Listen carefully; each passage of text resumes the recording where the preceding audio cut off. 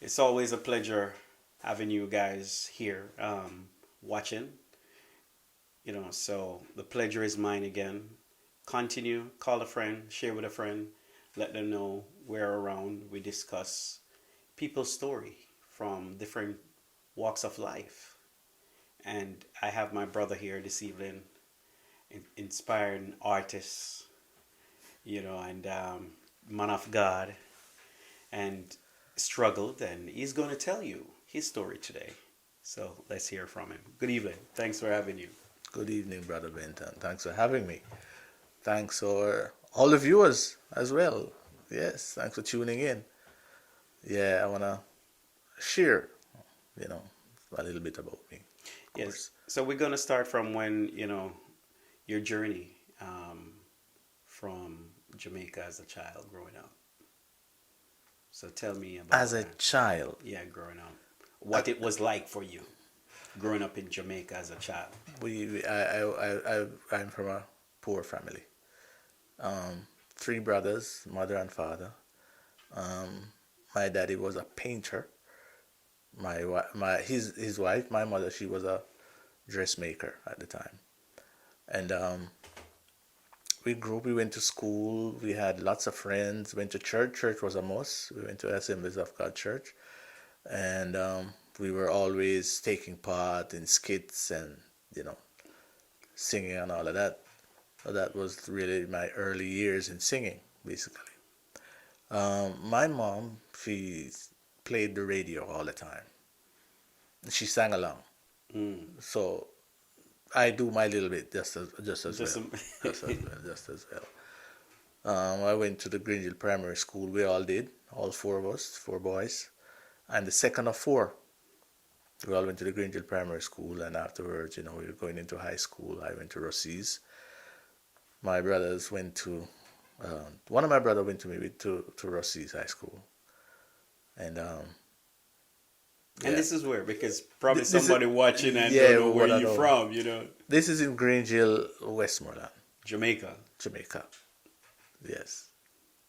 the pretty little island. Oh man, it's such a wonderful land. You want to know that when it is, just leave it for a little while and you start missing all the things that you had. Oh yeah. So you were telling me about your brothers. You're, the second one. Yeah, I'm the second of four. Yeah, and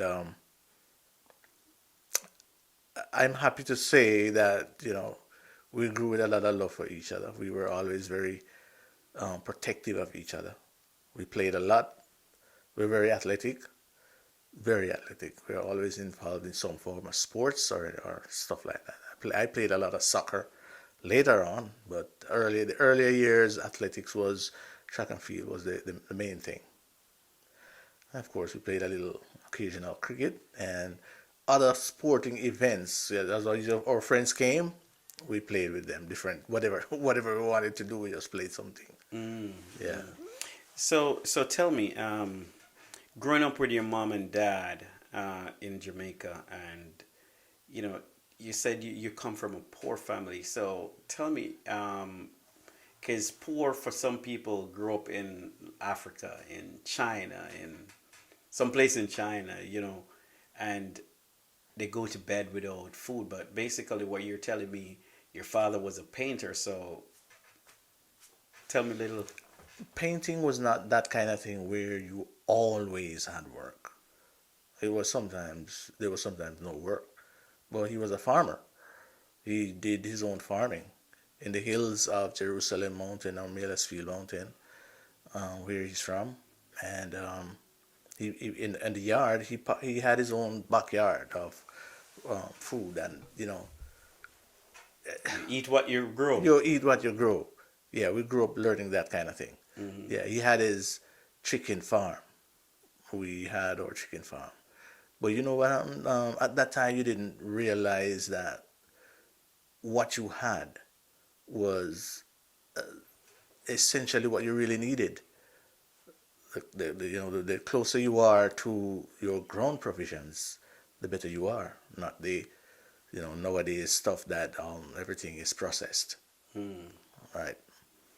So what difficult did you growing up in Jamaica, say age 15, 16 coming up, any difficulty you've been through in life, in Jamaica? Growing up, you grew to understand that what they provided was what you needed. You're not like looking for all the other amenities that a rich kid would have. We did, Like, we didn't have a bicycle. He had one, but we didn't have any. Those little things that um, cassette players and so on. It took us a while before we even started handling those little things. But and the footballs with which we played, they were usually used and just any little thing you put together. Sometimes we even made it together like with paper and stuff. We put it together and played with that. So um, difficulty, excepting for going through the tough times of the 70s, we we we we, we wouldn't say that there were much difficulties. We just accepted things as they were, basically. yeah, okay. So what do you, oh, what job were you doing when you grew up? So just take me through. So 15 and 17, those days was good. Just walk me through your life journey. When I left high school, my father had a snack shop in Negril called Nelson's Snack Shop. And after school, I spent a lot of time down there first. Um, my other brothers, they stayed with him. We came, we visited, we assisted him, did all the stuff that we could do to help him. And my elder brother, he went on to live in Kingston. Um, it was after that that I decided, I didn't have any O levels at the time because after school, and so I went back to do some private lessons. I also did a little bit at the Grange Hill Secondary School, and some I did some of the studies I did at home. I got a few subjects, and before I went on to work with the Statistical Institute, I worked at the Grand Lido in Negril. They just built that massive hotel. I was, able to get a job there. Um, I remember some of my friends from that time. It was a really golden era. I can tell Mm. you. I absolutely loved being with them, and I love the camaraderie, the friendship that grew from then with a lot of those people. We still have that kind of friendship. Um, I left there. I went on to work with Statistical Institute for a while. Hmm. Then later on in life, I got an opportunity to come to the U.S. Through the hotel working program, where I went to Myrtle Beach. So I went back and forth for a while. Just before I got there, though, I was tinkering with writing songs. Mm. Yeah, I was listening to a lot of Freddie Jackson, Jeffrey Osborne, Michael Jackson, all those guys. So, you know, So how are you leaving out the great Kenny Rogers uh, and Dolly Parton? they were Come on. all in there. They're on the radio. You're hearing them, you're singing them. And I tried to sing the way they sounded on the radio. That was what I was using to tell myself, oh, I can sing. If I can sound like them, and especially there was a song called, I can't remember the name of the song, but it was done by M. Tume. And I sang that song over and over. Like, I sound so much like those people. I might really be able to sing. I had friends who told me that, listen, you really sound like, professional. You should work on it. Hmm. Yeah, yeah, yeah. I got some friends, and I got some of them who would say, you know what? If you really took this thing seriously, Hmm. you might see some benefits From it. from it. And so I started listening to Freddie McGregor mainly. Though I listened to everything else. Freddie Big McGregor, ship sailing on the Big Ship. ocean. That album caught me. I sang just about every song on there. I could sing them. I knew them. I started sounding so much like him, and I decided, you have to find your own style. And in order to find my own style, the best way to do so is to write a song, write a song that is different from his. What can you copy from Freddie McGregor? What I noticed was he wrote them very simply, but they were very effective. They said exactly what he wanted to say. And with his method of singing, it's easy to touch you the way he did it. He's telling a story. He's telling a story. So yeah, I started writing, and back in those days, I occasionally went to the dance hall. I'm not going in. I can't get in. I'm too young to get in, but I stayed on the outside and I listened. And there was something about it that I actually loved, and that was understanding the bass, the different parts of the music, the different way they moved, uh, just the way that if the DJ is related to the people, a lot of things. So I was really observing.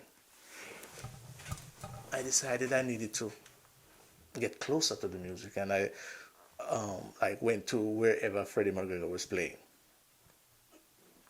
I went to Sunsplash. I went backstage, sneak backstage. And I was in there while Steel Pulse, Dennis Brown, Aswell, and the whole of them were preparing themselves for it. And that like felt like I was in the middle of whatever it was that, everybody came here to see. I was really right there in the midst of it. And that touched the nerve, of course. That touched the nerve. Okay, so you get the bug from, and how old were you then? I was in the 20s, early 20s. So what job did you do in Jamaica otherwise working as at Grand Lido? I only worked at Grand Lido before I went to Statistical Institute. After I left Grand Lido, I just stayed home, did some O levels, and after getting them, I got a job at Statin. So those were the only two jobs back there. Okay, and why America? Why the U.S.? Why the U.S.? That was the big thing growing up. Oh, the U.S. or Canada or England, everybody wanted to feel it out. I wanted to know what it was like. Um, so when I got the opportunity, I needed to check it out for myself. I was very unhappy when I just came, and I thought that this is not my kind of thing. But I kind of stayed and said, let me, try to see how green can these pastures really be. So I stayed and worked on it, and um, I think it has paid off. Migration. I want you to dig a little deeper in migrating, because a lot of people don't realize, when you migrate, the pain, the struggle that you go through. So I want to hear some of that. I don't want you to sugarcoat it. I just want to hear the story. Coming here, what it was for you, just coming here. I need it all. Racism, it's real. I saw it. And there was a time that I even confronted it. But basically, it was the first time I was seeing people telling you something. They're trying to tell you it in a nice way, but they're actually putting you in a pit. They're telling you, oh, you can do this, but it is going to hurt you. They're not telling you that part. And I was like taken aback. I kind of started searching to understand. Your first incident. My very first incident was with the folks that we were staying with. They had they had us stay at a property that was decrepit. It needed repairs, and that those repairs were not coming, and we were complaining, and those repairs were not coming, and they had us move. Like you're telling the landlord that I'm having a problem with this. They're telling you, talk to your employer. You go to your employer, it's a runaround. Oh, tell you what, we'll fix it, but we'll first talk to The the landlord. landlord. That's never getting done. So it's like And so it's a back and forth, it was a back and circle. forth. Yeah. it took us some guts for everybody to really decide. So listen, this is about time that we made a stand, and we did. There was another time they had the buses. One bus would travel on one route to pick some other folks up, which had few people, and the bus that was coming to us to pick us up was full, so much so that the men had to stand. Hold on. Let's go back because you're telling. So the other rest of people that they were picking up, were they black? No, they were not. They're black, but they were of a browner complexion. They were Moroccans, so they were Lighter skinned people. lighter skinned people, and they're making better provisions for them. Fewer people, 6 or 7 or 8 in that big bus, and our bus is full, and so much so that the men had to stand up, and we had to say, okay, it's about time that we stood up. And our way to stand up first was, we're not taking the bus this morning. That was a part of that.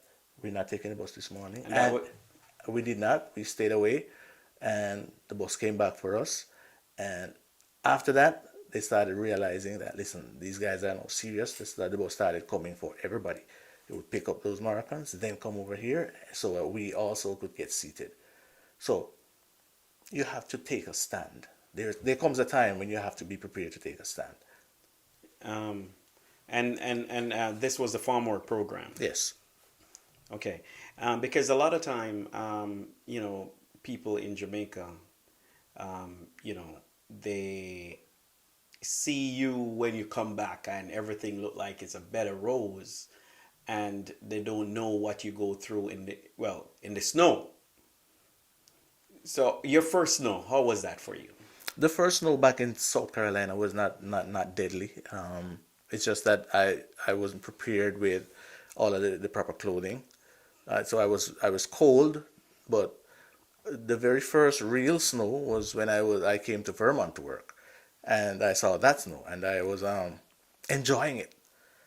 Yeah, I was enjoying it because it's my first snow, and I was only wearing a t-shirt, but I was getting hurt. I didn't know. I started bleeding through my nose. Wow. I called my doctor back in Jamaica and I said, "Why is this?"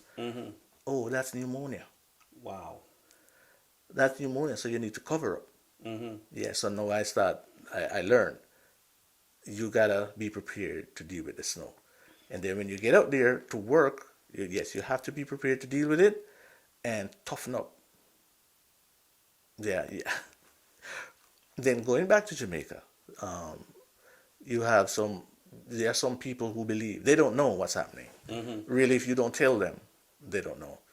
So it is up to you to say, listen, I got stuff to do, I got family, I got bills, and I got dreams.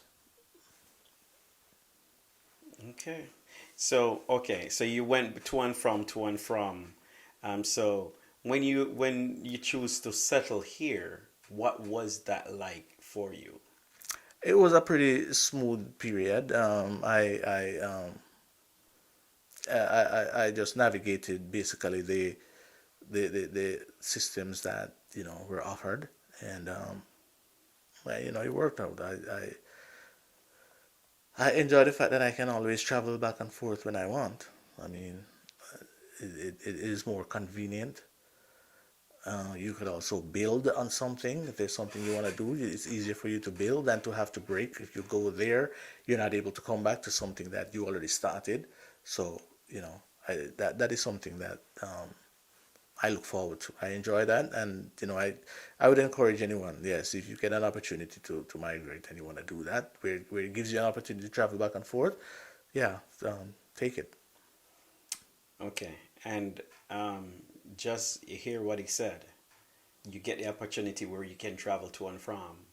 Don't try and do it one way, Of because course I'm not. telling you, it is. Well, I heard it is rough, because even sometimes you're here straight, it's still rough. It is. It is like I say. There are opportunities. There are opportunities here that you could, use to your advantage. Yeah, you should, take whatever opportunities that there are for you. Grab them and, make something better for yourself and your family, of course. Okay. Going back to to when you said you grew up in a Christian background, I want you to tell me a little bit more about that and your Christian walk and your journey. Uh, I would say I was exposed to it from an very early age. Mm. Most people back then, we're old school, so most people back then were, you had to go to church really. Um, I participated in skits, and I sang every once in a while that I had to. And there were always church mothers and church fathers who you had to show respect to when you went there, or wherever you met them on the street. You always, yeah, they were also parents. Mm. Yeah, not quite what's happening now. They were your parents as well. Yeah. And there were times when I had scriptures that I needed to understand. I could easily go to my pastor and ask him, hey, please explain this to me. The Lord is my shepherd, I shall not want. What it is that I shall not want? Oh, you shall not want another shepherd. Stuff like that. Hmm. Yeah, and sometimes I needed that clarification. I could go sit with him and speak with him, and he would explain. So um, those things, when you learn that, you share that. So we had our little discussion. We had our little prayers every once in a while. You know, back then you were taught the value of love, how to love your neighbor, how to love your friends. And we had lots of friends that came to our home and we played all the time. We went to other friends' homes and we played. So there was a lot of love back then. And if you were gonna have a disagreement that may end up in a fight, it's a fist fight. Hmm. And when that fight is over, you're back to being friends. Mm. It's not like no, they're shooting. Yeah. That's unheard of. Hmm. Back in our time, it's unheard of.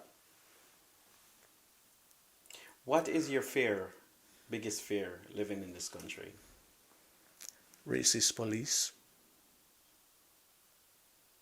because your color does not say your character. It doesn't say I'm a decent person to them who are racist. It's already embedded in them.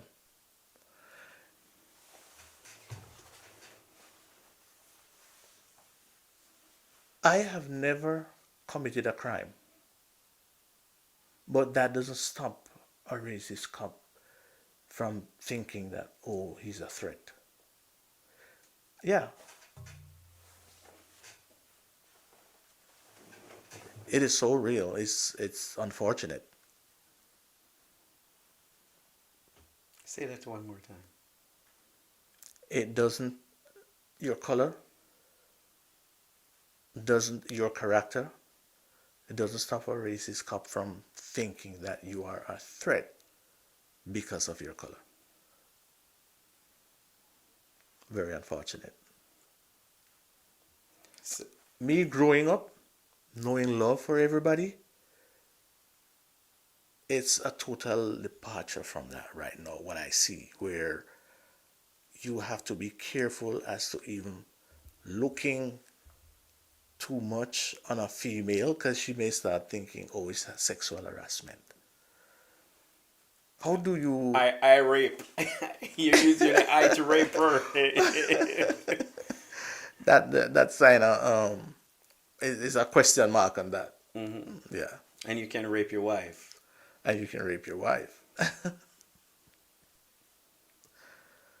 Yeah, there are some cultural things that are different. So when wherever you go, you need to learn their customs Stick with and, it. and adjust to it, adjust so you can function Hmm. wherever you go.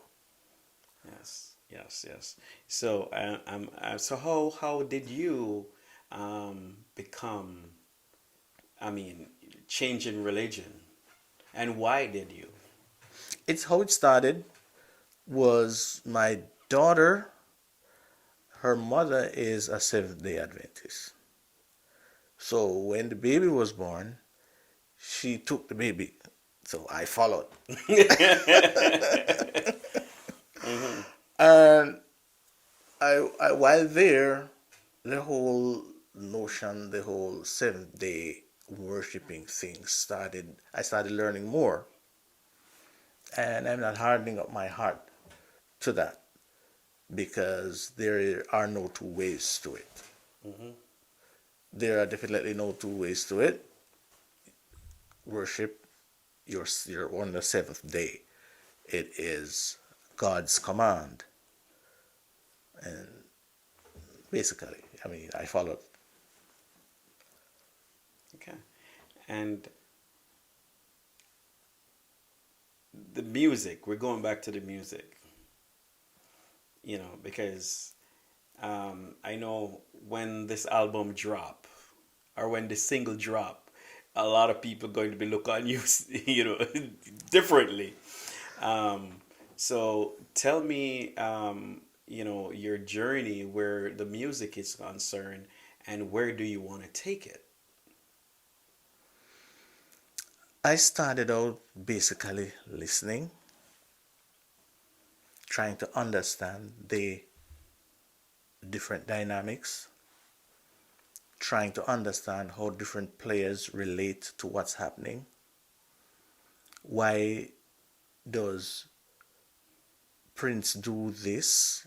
Why does Michael Jackson do that? Stuff like that. Um, in my own way, how do I contribute?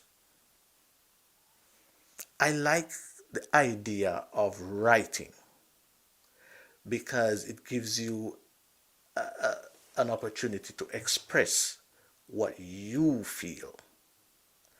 That is why I think there is room for me. One. Two,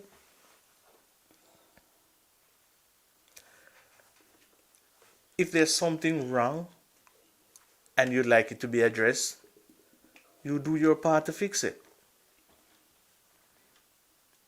The direction that reggae music has taken, some aspects of it, I am not a part of that. And I just like to see more positivity, more love, um, more acceptance too. Sometimes you have to accept people. Some people are just different. But I don't. You don't have to be different, and I try to kill you. You can be different, and I accept your role. But I'll try to tell you, there's a God. Let Him guide you. Um, so I want to play my part, and I can't see that the planet is under threat, and us singers with such a platform are not getting on that to say something about it. These are things that when I see them, I want to address them. And sometimes it takes me off a journey that I might have had. For example, I released a song "Where Do You Were When You Can Pray" back in 2014. I took a break. I wasn't really there's a when you release a song, there's a campaign that goes on after that. The publicity, it takes a lot. Finances, connections, it takes a lot. Um, I took a break. The next thing, when I was ready, I had another song preparing. Then my friend, a friend with whom I was working, said, "Listen, you need something tougher than that." So I stopped to write one. It was called "Love the Vibes." "Love the Vibes" took me about 2 to 3 months to complete, and it was well received. There's nobody who has said that they don't like. If somebody might have said that you should have kept it a little tighter, where I had two verses. I should two choruses back to back. You should have just had one because people want to get the message quicker. That's something you learn as you go along. And Then I also, on my way back again, I'm gonna release another song. I realized that the spate of killing back in Jamaica was really too much. So I said, you know what, let me stop and write Mr. Heartless. Mr. Heartless about the crime against men and women. I mean, against women and children, girls. And so I wrote that one. That also needed um, the backing, the push, the promotion. I still haven't given it what it can because just recently I met up with some angels, people in the music industry who are actually helping now to promote it. Um, Stampede, he's a reggae artist promoter, and I met him through DJ Cutie Cutes from New York, and between them, as well as my manager back in Jamaica, a host of other people who have come on board to say, you know what, let me help push this song. And the moment it got to Africa, the response has been great. Africa has been very open to it. Um, there are other radio personalities here in the US who have also likened onto it and have pushed it in their own way. Um, UK, South America, people are now gravitating to Mr. Hollis in a way that I didn't even know it would happen. But looking back, there are over 7 billion people in the world. And even if a million has heard it, if you when you continue to build, like for those folks who have a number of songs out and there a body of work is shown, you get to grow your audience. You get to touch base with your people. So basically, I'm working in that area now, and I expect it to grow. I'm going to be putting more focus on that right now. Nice. So, my other question that I'm going to ask you might be a little bit contradiction, But tell me, how does your wife and your kids feel about this? My family is supportive. They all are supportive. They all think, man, you should be out there a long time. Okay. Yeah, they all believe I should be out there a long time. Well, I didn't know you were going so deep in it, I, before, but but I, we will talk off here because definitely I can, and I would love to document your movements and your growth, so, because I want to see where you're going to take this, where it's going, what will happen for you. I want to ensure that your grandkids will have something to see of their grandfather, so yeah, looking forward to work with you. Absolutely. Welcome aboard.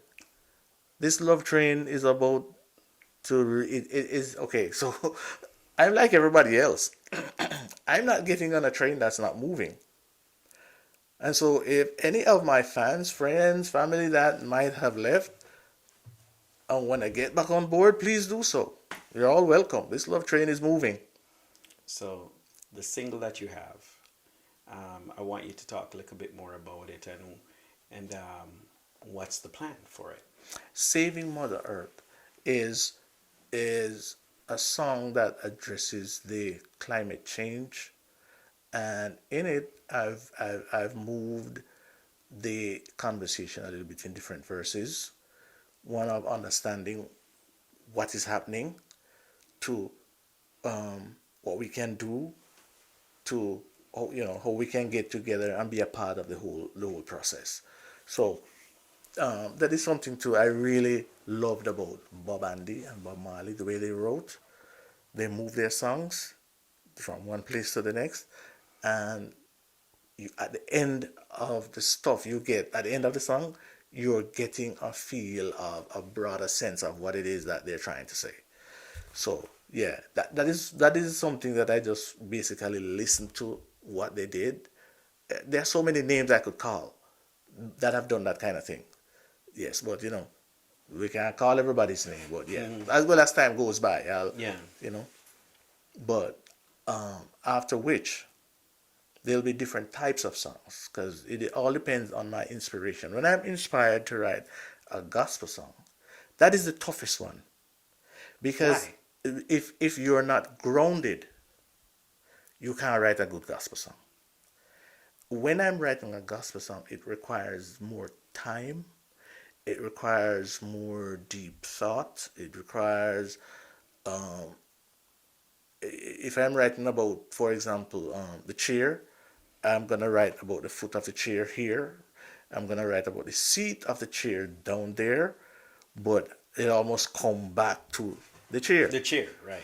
But whatever happens is you need to understand that um, I cannot be writing about the chair and then I'm writing about the carpet, or I'm writing about something else that doesn't apply to the chair.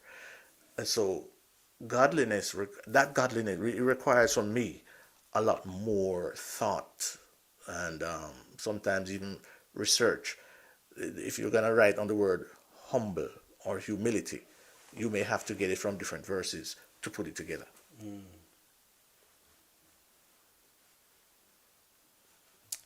Well said. Well said. Well said. So, word for somebody watching who want to do what you're doing, or just want to have that heart, that creativity within them that they're not using. What would you say to them? Writing songs is an art that requires the imagination. You have to be able to put yourself in that position